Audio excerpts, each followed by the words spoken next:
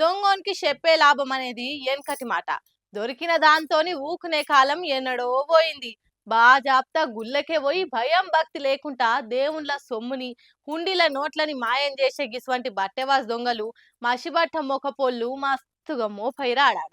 కాయ కష్టం శాతగాక చీకట్లో దొంగతనాలు చేసి తెల్లారినాక నెత్తిమిక్కలు తానం చేసి గుడికి పోయి పాపాలు బాపు దేవుడా అని దండం పెట్టుకుని ఎందుకు ఈ డబుల్ పనులు ఆ చేసే దొంగతనం ఏదో దేవుని గుళ్ళనే చేస్తే కాదా అని చోరవీరుడు నార్సింగ్ కాడ గంధం గూడలో హనుమాన్ గుళ్ళే రాత్రి 2:30కు జొరిండి. ఇట్లా పబ్లిక్ ఇళ్ళకి పోయి దొంగతనం చేద్దామనంటే ఇవాళ రేపు అంతా ఆన్లైన్ ఫోన్ పే గూగుల్ పేలేనాయే. లిక్విడ్ క్యాష్ అయితే పక్కా గుడి హుండిల్నే ఉంటదని ఈ ప్లాన్ వేసినట్టున్నాడు. ఎవరికి దొరకకుండా చోరీ సక్సెస్ అయితే జై సామి అని అంజననే తలుచుకొని జై బజరంగ్ బలి అని ధైర్యం తెచ్చుకొని కట్టరతోని కోసే పనులు పడ్డాడిగా. నడిమిట్లో అప్పుడప్పుడు కార్లు బండ్లు పక్క పంటున్న రోడ్ మీకెళ్ళి పోతుంటే లటుక్కున గోడ సాటుకు జరుగుడు పెట్టిండు. ఈ పాడు జనాలకు పగలు రాత్రి అని తేడా లేకుండా పని చేసుకుంటూనే ఉంటారా, ఊక తిరుగుతూనే ఉంటారు రోడ్ల మీద. మాసోడి దొంగల్ని ప్రశాంతంగా దొంగతనం కూడా చేసుకొని ఏంది డిస్టర్బెన్స్ అంత నాన్ సెన్స్ అనుకుంటా మళ్ళా కోసుడు పెట్టిండు. ఇక ఇట్లా కాదు నా హుండిని గోడ సాటుకు తీసుకుపోయి కింద పడేసి పనితనం చూపించిండు. శనివారం పొద్దుమికి వస్తే కలెక్షన్ ఇంకెక్కువనే వచ్చినేమో గానీ అలా అష్టం ఉన్నది. ఆయనతో గాసారం గంగలగచ్చి పుసుకున దొరికిపోతే ఊరంతా ఉరికిచ్చి కొడతారు. అటెంక స్టేషన్ లేసి అష్టోత్తరం పూజ చేస్తారు. ఎందుకు ఈ గోస అని హుండిని కోసి ఆటాన కూడా ఉంచకుండా అంతా పట్టుకపోయిండు. తెల్లారు అయ్యగారులు వచ్చి చూస్తే ఏమున్నది, ఇట్లా ఖాళీ అయిన హుండి కంట్ల పడ్డది.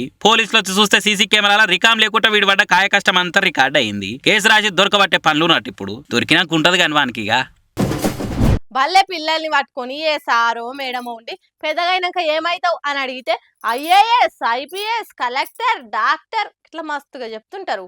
పెద్దగా కొద్ది ఇష్టాలు మారుతాయి, లక్ష్యాలు అటు ఇటు అవుతుంటాయి. అది వేరే ముచ్చట. కానీ ఇప్పుడు ఎందుకు చెప్తున్నా అనంటే 9 ఏళ్లకే గీ బుజ్జి ఐపీఎస్ అయ్యి పోలీస్ ఆఫీసర్లతోని సెల్యూట్ కొట్టించుకుంటుంది. నమ్ముతలేరా? చూడురైతే. కంత చిన్న బుజ్జి పెద్ద పోలీస్ కుర్చీలో కూర్చుంటే కడమ కాకి ఆఫీసర్లంతా వచ్చి షేక్ హ్యాండ్లు ఇచ్చిపోతున్నారు, కంగ్రాట్స్ చెప్పి బొకలిస్తున్నారు. కంత చిన్నగా ఉన్నప్పుడు పోలీసులను చూస్తేనే భయంతో నురుకుతారు ఎవరైనా. అసుంటిది ఆ పాపకి వీళ్ళంతా ఎందుకు అంత మర్యాద ఇస్తున్నారంటే ఆ బుజ్జి ఐపీఎస్ అయింది కాబట్టి.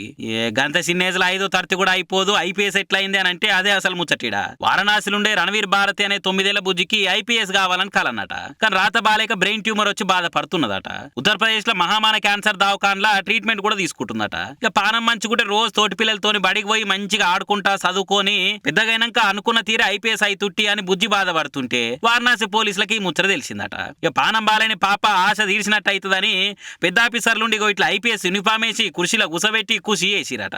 గంత పెద్ద సార్లే వచ్చి షేకండిస్తుండే వరకలా పానం బాలేని ముచ్చట కూడా మర్చిపోయి మనసు నిండా నవ్వబట్టింది బుజ్జిగా.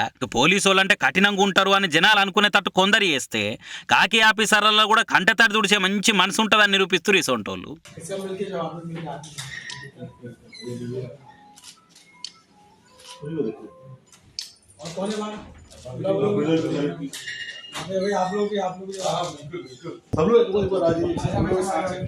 सब लोग आ जाइए,